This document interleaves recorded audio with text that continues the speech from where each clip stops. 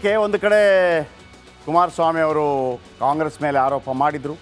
ಕೇಂದ್ರ ಸಚಿವ H D Kumaraswamy Congress ಸರ್ಕಾರದ ವಿರುದ್ಧ 60% ಕಮಿಷನ್ ಆರೋಪ ಹೊರಿಸಿದರು. ಇದರ ಬೆನ್ನಲ್ಲೇ ಸಚಿವ ಎಂ ಬಿ ಪಾಟೀಲ್ ದೋಸ್ತಿಗೆ ಶಾಕ್ ಆಗುವಂಥ ಹೇಳಿಕೆ ಕೊಟ್ಟರು. ಉಪಚುನಾವಣೆಯಲ್ಲಿ ಹಿನ್ನಡೆಯಾಗಿದೆ, ಅದಕ್ಕೆ ಕುಮಾರಸ್ವಾಮಿ ಅವರಿಗೆ ಹತಾಶೆ ಆಗಿದೆ, ಹಾಗಾಗಿ ಇಂಥ ಹೇಳಿಕೆಗಳನ್ನು ಕೊಡ್ತಾ ಇದ್ದಾರೆ. ಕಾರ್ ಕೊಟ್ಟಿಲ್ಲ, ಮತ್ತೊಂದು ಕೊಟ್ಟಿಲ್ಲ, 60% ಅಂತೇಳಿ. ಸಂಕ್ರಾಂತಿ ಬಳಿಕ ಜನವರಿ 14ರ ಬಳಿಕ ಅವರ ಪಕ್ಷದಲ್ಲಿ ಎಷ್ಟು ಜನ ಶಾಸಕರು ಉಳಿತಾರೆ ನೋಡೋಣ ಅಂತ ಸವಾಲು ಹಾಕಿದ್ರು. ಕೇಳಿಸ್ಕೊಳ್ಳಿ. ಯಾಕಂದರೆ ಇವತ್ತು ಸಂಕ್ರಾಂತಿ ನಂತರ ಕಾಂಗ್ರೆಸ್ ಸರ್ಕಾರ ಹೋಗ್ತದೆ ಅಂತ ಹೇಳ್ತದೆ, ಬೆಳವಣಿಗೆ ಆಗ್ತವೆ, ರಾಜಕೀಯ ಬೆಳವಣಿಗೆ. ಸಂಕ್ರಾಂತಿ ನಂತರ ಅವ್ರ ಪಕ್ಷದಲ್ಲಿ ಇವತ್ತು ವರ್ಷ ಶಾಸಕರು ಉಳಿಯಂಗಿಲ್ಲ ಯಾರು. ಗೊತ್ತಿದೆ ನಿಮಗೆ. ಹಿಂಗಾಗಿ ಹತಾಶರಾಗಿದ್ದಾರೆ, ಹತಾಶಾಗಿ ಮಾತನಾಡ್ತಾ ಇದ್ದಾರೆ ಅಷ್ಟೇ. ಓಕೆ, ಒಂದು ಕಡೆ ಕುಮಾರಸ್ವಾಮಿ ಅವರು ಕಾಂಗ್ರೆಸ್ ಮೇಲೆ ಆರೋಪ ಮಾಡಿದರು. ಕೇಂದ್ರ ಸಚಿವ ಎಚ್ ಡಿ ಕುಮಾರಸ್ವಾಮಿ ಕಾಂಗ್ರೆಸ್ ಸರ್ಕಾರದ ವಿರುದ್ಧ 60% ಕಮಿಷನ್ ಆರೋಪ ಹೊರಿಸಿದರು. ಇದರ ಬೆನ್ನಲ್ಲೇ ಸಚಿವ ಎಂ ಬಿ ಪಾಟೀಲ್ ದೋಸ್ತಿಗೆ ಶಾಕ್ ಆಗುವಂಥ ಹೇಳಿಕೆ ಕೊಟ್ಟರು. ಉಪಚುನಾವಣೆಯಲ್ಲಿ ಹಿನ್ನಡೆಯಾಗಿದೆ, ಅದಕ್ಕೆ ಕುಮಾರಸ್ವಾಮಿ ಅವರಿಗೆ ಹತಾಶೆ ಆಗಿದೆ, ಹಾಗಾಗಿ ಇಂಥ ಹೇಳಿಕೆಗಳನ್ನು ಕೊಡ್ತಾ ಇದ್ದಾರೆ. ಕಾರ್ ಕೊಟ್ಟಿಲ್ಲ, ಮತ್ತೊಂದು ಕೊಟ್ಟಿಲ್ಲ, 60% ಅಂತೇಳಿ. ಸಂಕ್ರಾಂತಿ ಬಳಿಕ ಜನವರಿ 14ರ ಬಳಿಕ ಅವರ ಪಕ್ಷದಲ್ಲಿ ಎಷ್ಟು ಜನ ಶಾಸಕರು ಉಳಿತಾರೆ ನೋಡೋಣ ಅಂತ ಸವಾಲು ಹಾಕಿದ್ರು. ಕೇಳಿಸ್ಕೊಳ್ಳಿ. ಯಾಕಂದರೆ ಇವತ್ತು ಸಂಕ್ರಾಂತಿ ನಂತರ ಕಾಂಗ್ರೆಸ್ ಸರ್ಕಾರ ಹೋಗ್ತದೆ ಅಂತ ಹೇಳ್ತದೆ, ಬೆಳವಣಿಗೆ ಆಗ್ತವೆ, ರಾಜಕೀಯ ಬೆಳವಣಿಗೆ. ಸಂಕ್ರಾಂತಿ ನಂತರ ಅವ್ರ ಪಕ್ಷದಲ್ಲಿ ಇವತ್ತು ವರ್ಷ ಶಾಸಕರು ಉಳಿಯಂಗಿಲ್ಲ ಯಾರು. ಗೊತ್ತಿದೆ ನಿಮಗೆ. ಹಿಂಗಾಗಿ ಹತಾಶರಾಗಿದ್ದಾರೆ, ಹತಾಶಾಗಿ ಮಾತನಾಡ್ತಾ ಇದ್ದಾರೆ ಅಷ್ಟೇ. ಓಕೆ, ಒಂದು ಕಡೆ ಕುಮಾರಸ್ವಾಮಿ ಅವರು ಕಾಂಗ್ರೆಸ್ ಮೇಲೆ ಆರೋಪ ಮಾಡಿದರು. ಕೇಂದ್ರ ಸಚಿವ ಎಚ್ ಡಿ ಕುಮಾರಸ್ವಾಮಿ ಕಾಂಗ್ರೆಸ್ ಸರ್ಕಾರದ ವಿರುದ್ಧ 60% ಕಮಿಷನ್ ಆರೋಪ ಹೊರಿಸಿದರು. ಇದರ ಬೆನ್ನಲ್ಲೇ ಸಚಿವ ಎಂ ಬಿ ಪಾಟೀಲ್ ದೋಸ್ತಿಗೆ ಶಾಕ್ ಆಗುವಂಥ ಹೇಳಿಕೆ ಕೊಟ್ಟರು. ಉಪಚುನಾವಣೆಯಲ್ಲಿ ಹಿನ್ನಡೆಯಾಗಿದೆ, ಅದಕ್ಕೆ ಕುಮಾರಸ್ವಾಮಿ ಅವರಿಗೆ ಹತಾಶೆ ಆಗಿದೆ, ಹಾಗಾಗಿ ಇಂಥ ಹೇಳಿಕೆಗಳನ್ನು ಕೊಡ್ತಾ ಇದ್ದಾರೆ. ಕಾರ್ ಕೊಟ್ಟಿಲ್ಲ, ಮತ್ತೊಂದು ಕೊಟ್ಟಿಲ್ಲ, 60% ಅಂತೇಳಿ.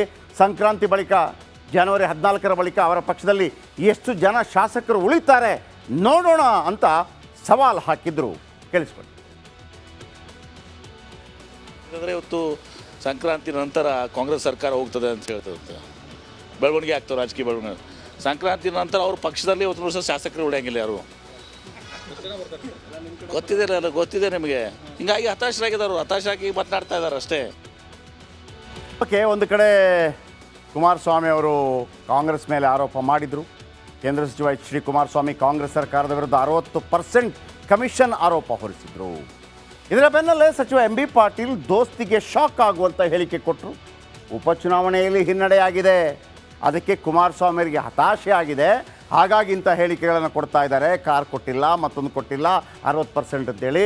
ಸಂಕ್ರಾಂತಿ ಬಳಿಕ ಜನವರಿ 14ರ ಬಳಿಕ ಅವರ ಪಕ್ಷದಲ್ಲಿ ಎಷ್ಟು ಜನ ಶಾಸಕರು ಉಳಿತಾರೆ ನೋಡೋಣ ಅಂತ ಸವಾಲು ಹಾಕಿದ್ರು. ಕೇಳಿಸ್ಕೊಳ್ಳಿ.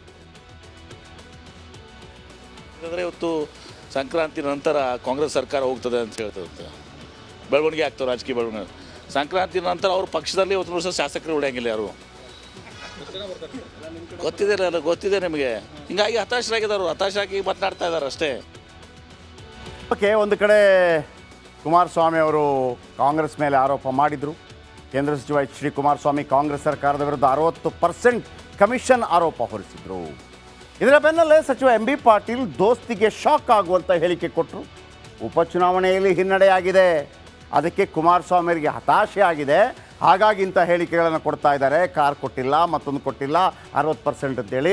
ಸಂಕ್ರಾಂತಿ ಬಳಿಕ ಜನವರಿ 14ರ ಬಳಿಕ ಅವರ ಪಕ್ಷದಲ್ಲಿ ಎಷ್ಟು ಜನ ಶಾಸಕರು ಉಳಿತಾರೆ ನೋಡೋಣ ಅಂತ ಸವಾಲು ಹಾಕಿದ್ರು. ಕೇಳಿಸ್ಕೊಳ್ಳಿ.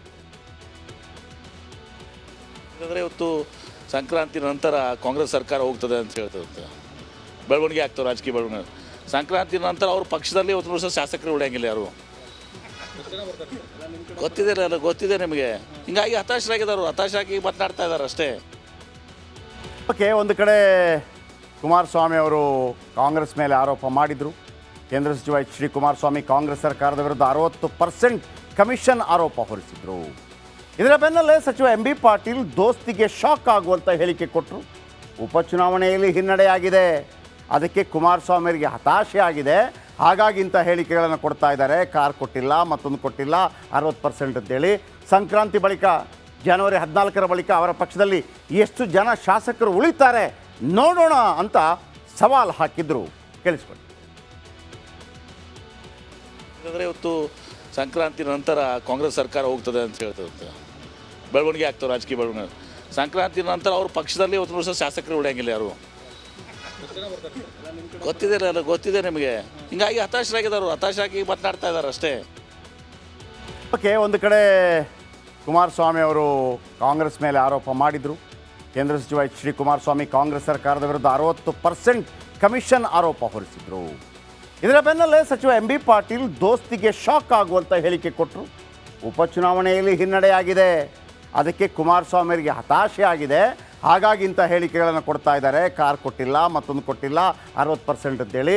ಸಂಕ್ರಾಂತಿ ಬಳಿಕ ಜನವರಿ 14 ಬಳಿಕ ಅವರ ಪಕ್ಷದಲ್ಲಿ ಎಷ್ಟು ಜನ ಶಾಸಕರು ಉಳಿತಾರೆ ನೋಡೋಣ ಅಂತ ಸವಾಲು ಹಾಕಿದ್ರು. ಕೇಳಿಸ್ಕೊಳ್ಳಿ. ಯಾಕಂದರೆ ಇವತ್ತು ಸಂಕ್ರಾಂತಿ ನಂತರ ಕಾಂಗ್ರೆಸ್ ಸರ್ಕಾರ ಹೋಗ್ತದೆ ಅಂತ ಹೇಳ್ತದೆ, ಬೆಳವಣಿಗೆ ಆಗ್ತವೆ, ರಾಜಕೀಯ ಬೆಳವಣಿಗೆ. ಸಂಕ್ರಾಂತಿ ನಂತರ ಅವ್ರ ಪಕ್ಷದಲ್ಲಿ ಇವತ್ತು ವರ್ಷ ಶಾಸಕರು ಉಳಿಯಂಗಿಲ್ಲ ಯಾರು. ಗೊತ್ತಿದೆ ನಿಮಗೆ. ಹಿಂಗಾಗಿ ಹತಾಶರಾಗಿದ್ದಾರೆ, ಹತಾಶರಾಗಿ ಮಾತನಾಡ್ತಾ ಇದ್ದಾರೆ ಅಷ್ಟೇ. ಆದರೆ ಕಾರ್ ವಿಚಾರಕ್ಕೆ ಟಾಕ್ ವಾರ್ ಅಂತೂ ಭಾಳ ದೊಡ್ಡ ಮಟ್ಟದಲ್ಲಿ ಸದ್ದು ಮಾಡ್ತಾ ಇದೆ. ಓಕೆ, ದಳಪತಿ ವರ್ಸಸ್ ಕೇಸರಿಯ ಸುಮಾ. ಏನದು? ಸಂಸದರಿಗೆ ರಾಜ್ಯ ಸರ್ಕಾರ ಕಾರ್ ಕೊಡಲೇಬೇಕು, ಅದರಲ್ಲಿ ಎರಡು ಮಾತಿಲ್ಲ. ಆಯಾ ರಾಜ್ಯ ಸರ್ಕಾರ ಕಾರ್ ಖರೀದಿ ಮಾಡಿ ಕೊಡಬೇಕು. ಯಾರೆಲ್ಲ MP, ಈಗ ನಾಳೆ ನೀವು MP ಆದರೆ ನಿಮಗೊಂದು ಕಾರ್ ಕೊಡ್ತಾರೆ. ಯಾರು ಕೊಡ್ತಾರೆ? ಕೇಂದ್ರ ಸರ್ಕಾರ ಏನು ಕೊಡೋಲ್ಲ, ರಾಜ್ಯ ಸರ್ಕಾರ ಒಂದು ಖರೀದಿ ಮಾಡಿ ಕೊಡುತ್ತೆ. ಕರ್ನಾಟಕ ಸರ್ಕಾರ ಕೂಡ ಆ ನಿಯಮವನ್ನು ಪಾಲಿಸ್ತಾ ಇದೆ. ಹಳೆ ಕಾರ್ ಇದ್ದರೆ ಅದನ್ನು ಬದಲಿಸಬೇಕು, ಹೊಸ ಕಾರ್ ಕೊಡಬೇಕು, ಅದು ಇದೆ. ಹಳೆ ಕಾರು 1,00,000 ಕಿಲೋಮೀಟರ್ ದೂರ ಕ್ರಮಿಸಿದರೆ ನಂತರ ಅದನ್ನು ಮತ್ತೊಬ್ಬ MP ಕೊಡುವಂಗಿಲ್ಲ. 1,00,000 ಕಿಲೋಮೀಟರ್ ಓಡಿದ ಕಾರಣ ಸರ್ಕಾರ ಬದಲು ಮಾಡುತ್ತೆ. ಒಂದು ನಿಯಮದ ಪ್ರಕಾರ ಹೊಸ ಕಾರು ಖರೀದಿ ಮಾಡುತ್ತೆ. 3 ವರ್ಷ ಓಡಿದ ಕಾರನ್ನು ಸರ್ಕಾರ ಬಳಸುವುದಿಲ್ಲ. ಸುರಕ್ಷತೆ ದೃಷ್ಟಿಯಿಂದ ಹೊಸ ಕಾರು ಖರೀದಿ ಅನಿವಾರ್ಯವಾಗುತ್ತೆ. ವಿಶೇಷ ಅಂದರೆ 2024 ಡಿಸೆಂಬರ್ನಲ್ಲಿ ಈ ಹಿಂದೆ ಕಾರು ಖರೀದಿ ಮಾಡಲಾಗಿತ್ತು. 2024 ಡಿಸೆಂಬರ್. 26 ಸಂಸದರಿಗಾಗಿ 26 ಖರೀದಿ ಮಾಡ್ತು ಮೊನ್ನೆ ಡಿಸೆಂಬರಲ್ಲಿ. ಈಗ ಜಾನ್ವರಿ 26 ಸಂಸದರ ಕಾರುಗಳಿಗೆ 7.54 ಕೋಟಿ ರೂಪಾಯಿ ವೆಚ್ಚವಾಗಿತ್ತು. ಖರೀದಿಸಿದ 26 ಕಾರುಗಳ ಪೈಕಿ 21 ಕಾರುಗಳನ್ನು ಬೇರೆ ಬೇರೆ ಕಾಂಗ್ರೆಸ್, BJP, JDS ಎಲ್ಲ MP ಗಳಿಗೆ ಹಸ್ತಾಂತರ ಮಾಡಲಾಗಿದೆ. ಇನ್ನು 5 ಕಾರನ್ನು ಕುಮಾರ ಕೃಪಾ ಅತಿಥಿ ಗೃಹದಲ್ಲಿ ಇರಿಸಿದ್ದಾರೆ, ಹೊಸ ಕಾರು. ಕುಮಾರಸ್ವಾಮಿ ಅವರಿಗೆ ಇನ್ನೂ ಕಾರ್ ಹಸ್ತಾಂತರವಾಗಿಲ್ಲ. ಅಲ್ಲಿ ತನಕ ನನಗೆ ಕಾರ್ ಕೊಟ್ಟಿಲ್ಲ ಅಂತ ಅವರು ಹೇಳ್ತಾ ಇದ್ದಾರೆ.